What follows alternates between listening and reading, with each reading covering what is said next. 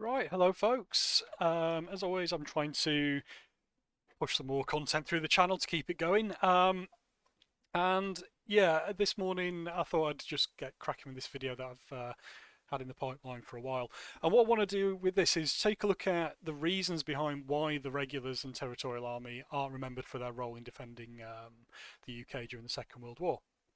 As I've shown in the videos previously, the Regular and Territorial Army, which encompassed the professional military forces that defended the UK, comprised of about 1.8 million soldiers as of September 1940, and probably rose closer to 2 million at some point.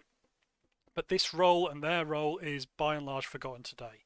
And what I thought I'd do is do a little critical analysis of the main contributing factors as to why the regulars and TAs aren't remembered. So I'm currently working on an academic paper where I'm looking at a lot of the issues that have cropped up in terms of Second World War pillboxes as a result of a lack of critical analysis and taking information that's been published over the last 40 years at face value without attempting to corroborate what this information says.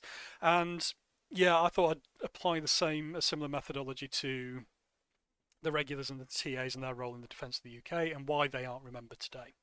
So this isn't going to be an exhaustive video of every single factor that has contributed to the role of or contributes to the role of the regs and TAs being forgotten today, but it is going to highlight some of the key issues that I've identified and other people who I've had conversations with have pointed out as well, which I can't remember some of these people that have been involved, but if you do remember some of these things, let me know, and I'm more than happy to ensure that you're credited in the video at some point. But yeah, also this video is unscripted, so I might lose my train of thought. So this is the second time recording this. I got about halfway through and then had a massive brain fart and forgot what I was going to say. So I've made some notes and I'm going to try and remember them. So yeah, and one of the reasons of doing this video again is to highlight the key issues as to why the regular and TA aren't remembered, their story, why their story is forgotten, why their history and their role is forgotten in terms of the narrative of the defence of the UK during the Second World War. And the aim of this is to, if we can understand why these issues occur and the main contributing factors as to why this role is forgotten, then hopefully we can address these as historians and archaeologists and ensure that these issues are avoided in the future. Okay, so just to kind of provide some context. I've used this slide plenty of times before, and I use this in my talks when I'm out and about doing chats and talks and presentations and stuff. And the key point we need to get across from the beginning, if you're new to these videos, is the fact that the Home Guard were one cog in the machine. They were not the primary means of defending the UK, not at least until 1943-1944. And in the period of 1940 to 41, they would have been what I term a tertiary unit. And I wouldn't even call, it's a stretch to call them a tertiary unit. They certainly weren't part-time. You could really call them as and when. So the Home Guard would only be called out if required and when required by the frontline professional military. And there's no guarantee that the Home Guard in some areas would even be called out.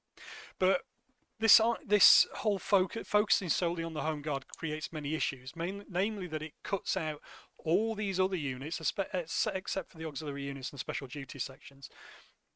Special duty section, it cuts out all these units. All these other units are the professional units that would have been on the front line of defending the UK, but their role gets forgotten. Remember, these units made up about 1.8 million soldiers in total, but that's generally just the infantry, the army aspect. It doesn't include RAF ground defence units and Royal Navy defence units. But when we look at the Home Guard in context as well, their role makes a lot more sense. We can clearly see that they don't represent the primary means of defending the UK. And like I say, it wasn't until much later in the war that the Home Guard took on a primary role of defence, when most people seem to think today the Home Guard were formed in May 1940. They instantly went off and defended everything, and that was it. The story is a lot more nuanced. And again, the public perception of this period needs to be addressed, and the role of the 1.8 million professional soldiers really needs to be highlighted much more. So yeah, when we put the Home Guard into context, we see that they were a cog in the machine. They were a relatively small cog in 1940-41, although as a force they were relatively large, comprising 1.6 million Home Guardsmen. They were a sizable force, but their role was still secondary or tertiary to that of the professional fighting forces. They would have been key to bolstering numbers where required and defending areas that didn't need to be defended by the professional military and keeping the road network open. But their role was, let's say, tertiary. It wasn't a main means of defending the UK until much later in the Second World War. But as I've already mentioned, the Home Guard and the LD, or earlier LDV, get all the attention today, while all the other units get missed out, apart from the odds units and the special duties section, which also get a lot of attention. Okay. So I constantly bang on about Dad's Army, mainly because it's a primary point of reference for pretty much everyone. So most people's introduction to the defence of the UK during the Second World War has come about through the 1960s, 70s sitcom Dad's Army. So this causes quite a few issues, mainly that Dad's Army is not a historical document. It is not an accurate portrayal of the defence of the UK during the Second World War in any means, in any way, shape or form. It doesn't also necessarily represent a historically accurate presentation of the Home Guard themselves. So although it does highlight and draw attention to the key issues in the formative days and months of the Home Guard, namely issues of supply, organisation and equipment, it doesn't then go on to show an accurate chronological portrayal of how the Home Guard were trained, how they developed over the course of, let's say, a year and a half to become an efficient and effective fighting force. It also doesn't highlight additional issues such as the eventual introduction of conscription to the Home Guard, where those on reserved occupations would be incorporated into the Home Guard as numbers start to drop, and all this stuff. It also doesn't accurately portray the role of the Home Guard and their hierarchy within the wider scheme of military defence. So, and also where they sat within the chain of command. So, although the regulars and TAs pop up every so often in Dad's Army, they are by no means accurately portrayed. And obviously, because the focus is on the Home Guard, it's not going to go off and like spend a couple of episodes looking at the local division commander or the brigade commanders and their role in local defence. It's not also not going to go and look at the local, the regular and territorial army units that were deployed in the local area to see what they were getting up to. So, yeah, I think these Dad's Army, with it being most people's point of contact with this period and its focus on solely on the Home Guard, means today that this is many people's points of reference, even though it's ahistorical and it doesn't present an accurate portrayal of how the country was to be defended. However, its popularity from its inception in the 1960s all the way through to its popularity to the present day means that these narratives continue to be perpetuated, continue to be regurgitated, and continue to reach a wider audience, while continue to perpetuate the mythology of both the Home Guard and their role in regards to the Second World War. We also see things like ahistorical roles undertaken, so the platoon end up on a pier on coastal defence, which is not something the Home Guard would have done in 1940 and 41, and if they did, it was exceptionally rare, and all this other stuff. But again, this doesn't only continue to be a point of influence for members of the public. Historians have been taken in by Dad's Army and continue to push the Dad's Army narratives.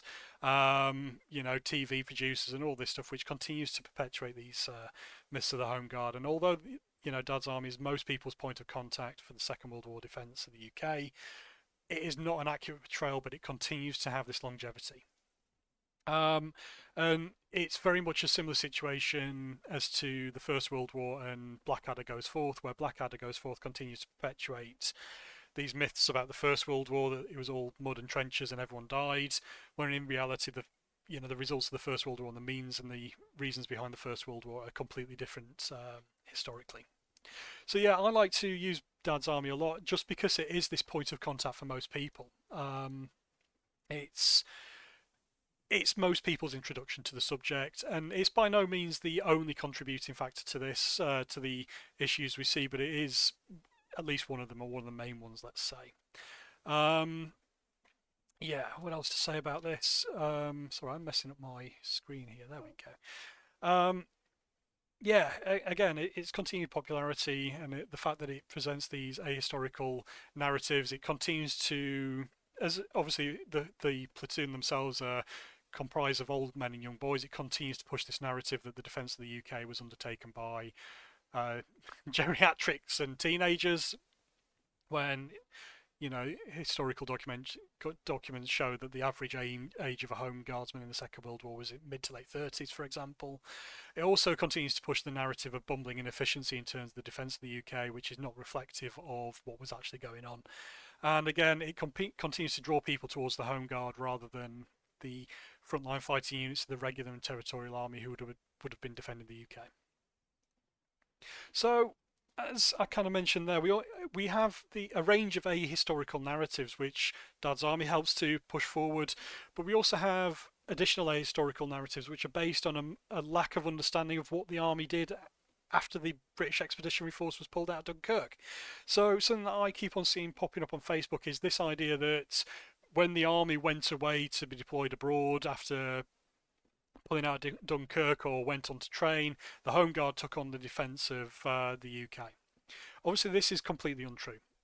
So there were units prior to Dunkirk that had been deployed and continued to be deployed in the UK to defend it from the outbreak of war all the way up until, let's say, 43, 44.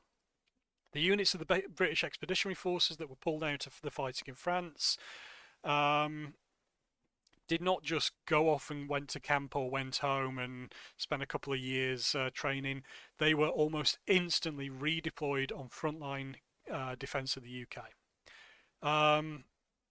You see units that have been pulled out and landed on the south coast literally within 2 or 3 days, been sent across the UK to regroup, but also take on these primary defence roles across the UK. But again, this idea that after Dunkirk the army went off to lick its wounds and disappeared for a couple of years is one that keeps on popping up online. There was a meme that I saw which was something which showed a Home Guard unit, and it was pretty much along the lines, or it says something along the lines of the Home Guard defended us while the army were abroad, or something like that, which is just not true. Like I say, there were 1.8 million soldiers of the professional armed forces in the UK, by September 1940.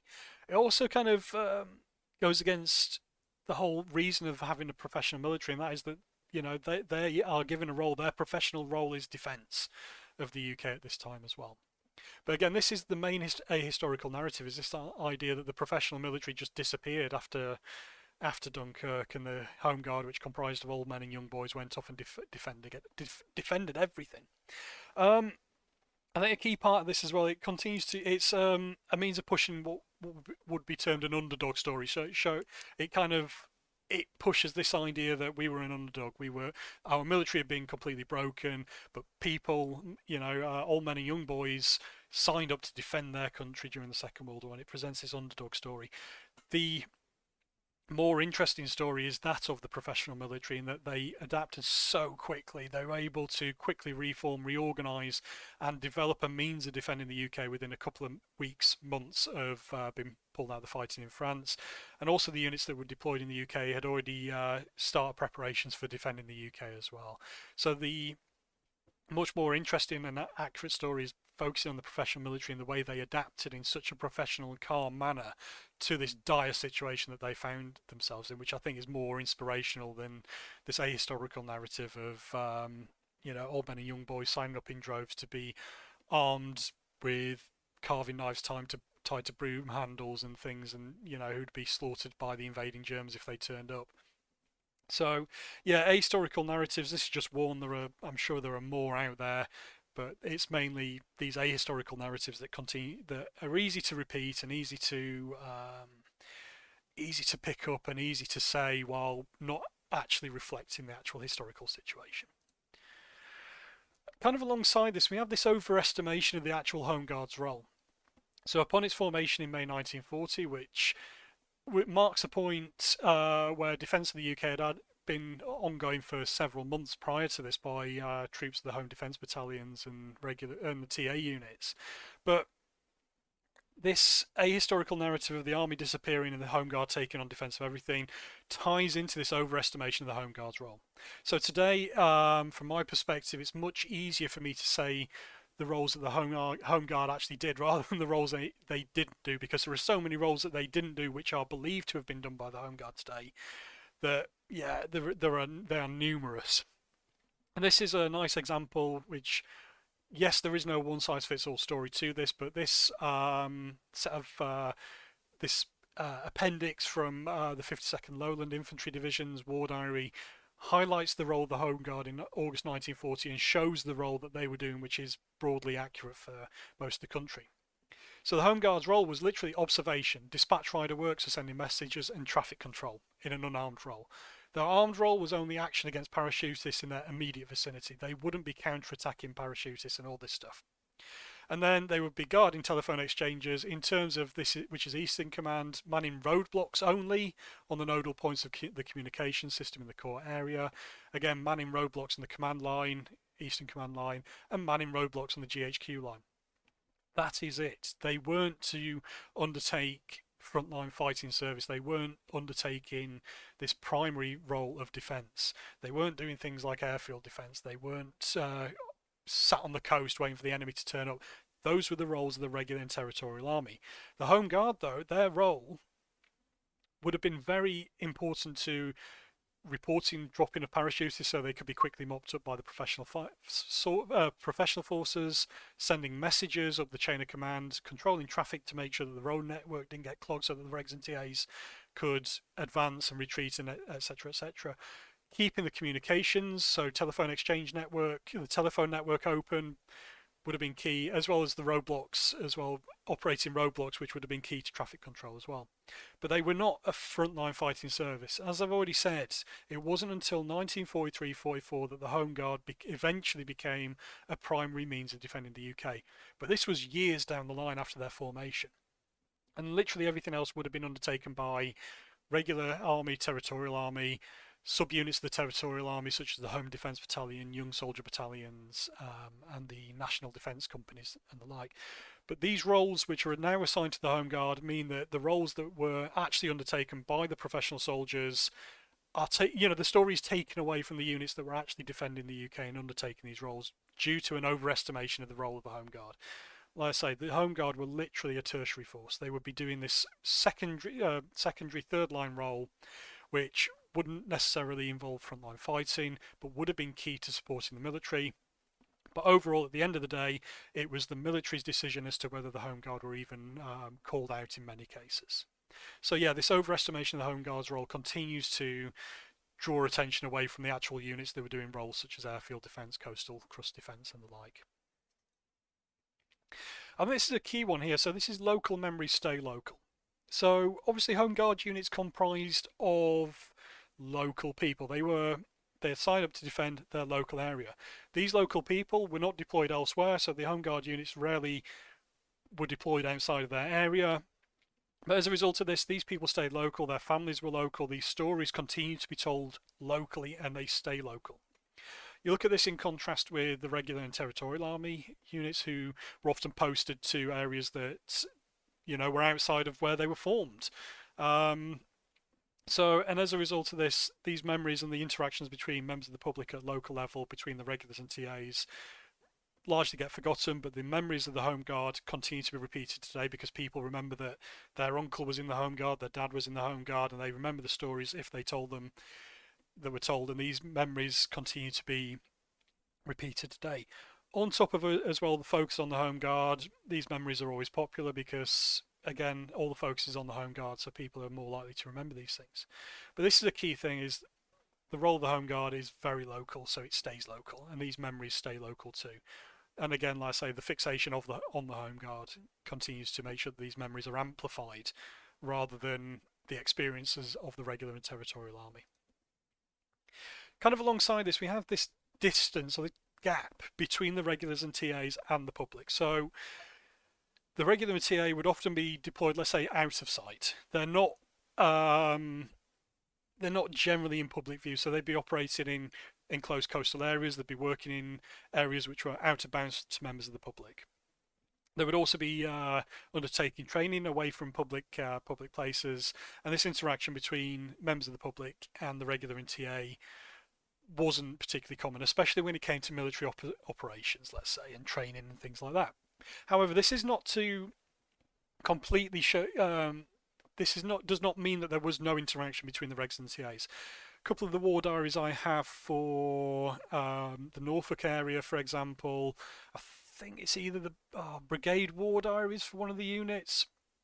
One of the war diaries I have has frequent, I think it's like weekly intelligence reports, and this incorporates things like information that is getting leaked into the public realm. And this has mainly come about because regulars and TA troops are, interacting with members of the public. So they're going out on, let's say, an evening to the pub, and they're accidentally blabbing about an upcoming deployment or something they're working on and things like that. So there was by no means a complete disconnect between the regs and the TA and the public. There was certainly interaction, but again, in terms of these local memories, people are less likely to remember that Joe Bloggs from the King's Own Yorkshire Light Infantry, spent a couple of nights in the local pub and was blabbing about stuff, in regards to what he was up to. These memories are less likely to be remembered today. So yes, the frontline role of the regs and the TAs was very much distant from the public. Things like artillery batteries and things would have been way way off limits to the public, and the public wouldn't necessarily see what the regs and TAs were doing, which contributes to this, this lack of understanding what they were doing. But this does not mean that there was a complete dissociation between members of the public. But again, it ties into this idea that local memories stay local, and this distance between the regs and the TAs and the public contributes to a certain degree to that, if that makes sense. Right, big one is sneaky beaky is sexy. So there's a lot of romanticism associated with the auxiliary units and the special duties section. The auxiliary units are often referred to as being a Home Guard subunit, when in reality they weren't. They were nothing to do with the Home Guard, though they did sometimes recruit from the Home Guard. But this secret stuff is ultra sexy. It grabs people's attention. It is romantic. It just grabs the attention. So these stories of small groups of men hiding underground, waiting for the enemy to roll over them, and then they'd pop up behind the lines, grabs your attention. It is interesting, but it's not representative of the wider picture. And again, this association between the auxiliary units and the Home Guard, which is largely ahistorical, continues to perpetuate this idea that Home Guard were sneaky beaky and sexy. Home Guard were doing everything. And yeah, it's really romantic. And the focus on the auxiliary units, again, continues in itself to draw attention away from the vast number of professional fighting units and the roles that they were doing. And the stuff that they were doing is much more interesting. So yeah, going out on patrol, sneaking around, being stealthy, preparing to destroy airfields and all this stuff is much more interesting than hearing stories about, a company of regular infantry digging holes in the ground, preparing an area to defend it against an invasion that never came. It just draws the attention more, which is fair enough. But this again draws attention away from the regs and the TAs and their key fighting role, and it also continues to perpetuate this idea that most of the defence would have been sneaky beaky and all this stuff, when I'm fairly certain that the Ox units and the special duties section would have represented less than 1% of the overall units defending the UK. And in my opinion as well, I think the role of the special duties section is much more important in terms of the wider scheme of defence, because their role would have been in intelligence gathering information on where German units were behind the front line to break down the fog of war, which then could have been used to influence military defence by the regs and TAs. From my perspective, that role is much more interesting and ties in more to the work I do than necessarily the auxiliary units. Yes, the auxiliary units' role would have been key to denying the enemy resources, tying up troops behind the lines, denying them vital infrastructure. That's a given. Yes, we can understand what that does, but I think the role of the special duties section is much more interesting, that they would have been having a key influence over how the UK was defended in line with the regs and TAs. But yeah, sneaky beaky is sexy. It continues to get all the attention today. Secret hidden, I'm not going to call them bunkers because they were not. Operation bases or OBs are all very sexy and all this stuff and get the attention, but again, rarely seen in context. And takes the attention away from the vast majority of the units that were defending the UK. Okay.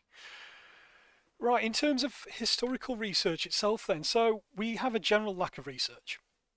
Hopefully this channel is showing the vast amount of documentary evidence and documents that are available in the National Archives in Kew, but these are rarely consulted. So because most people think and know about the Home Guard and focus on the Home Guard, in some cases Home Guard records are kept in local archives, so people know about the Home Guard, they decide to look at the Home Guard, they go to a local archive and find information on the Home Guard. If you're only looking for information on the Home Guard, that is all you're going to find.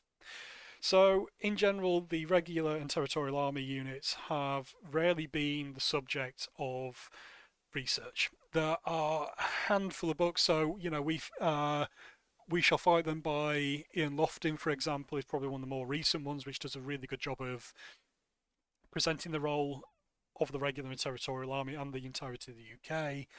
You know, but that is a rarity. Most research looks at the Home Guard. And this is a contributing factor to why the role of the Home Guard continues to be the primary focus, but also the reason why the Regs and TAs go overlooked. We also have this lack of awareness that these records survive, and again, if people are just going to look at the Home Guard, then they're just going to find information on the Home Guard, and rather than looking at their wider organisation. And then alongside this, and I think this is quite a big one, so when I was starting out my research in about 2010, early 2010s, so I was up in Yorkshire, and the inaccessibility of the primary source records was a key contributing factor as to why I wasn't able to do much in the way of documentary research. So all the records relating to the defence of the UK, well, the vast majority of the records are held in the National Archives in Kew, which is not very accessible unless you're somewhere down south or in London itself. So with all the records kept in this one place, it makes them extremely inaccessible. So most people can't get access to these, and as a result are unlikely to consult them, especially when they go to their local archives to search out Home Guard records. The work of people like the War Diary copying service, I think, has helped to break down this barrier to a certain degree.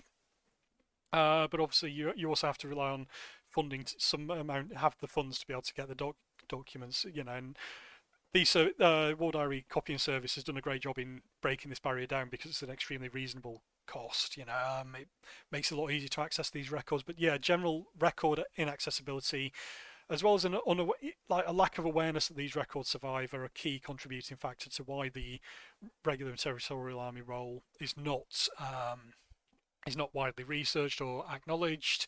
We also have as well the vast quantity of records. So I got a shed load of new War Diaries through yesterday, and it's going to take me months to trawl them. I had a quick look through one or two of the War Diaries yesterday just to get a general overview, and there's such a sheer amount of information in these records that is you can call that a kind of form of inaccessibility. They're so vast that you're going to spend ages reading them. So it's not a quick and easy fix to telling the story of the Regs and the TAs as well. It's the only way that we can build up the actual picture and build up the story is by looking at these records. And they are so vast that it's going to take a long time. So in most cases, it's just much easier to just keep on pushing the Home Guard narrative and not looking at the Regular and Territorial Army, because a lot of the information about the Home Guard is already out there, and this broad story is out there, even though it doesn't sit well with what was actually going on historically. So yeah, after all that, these are the kind of key issues that I've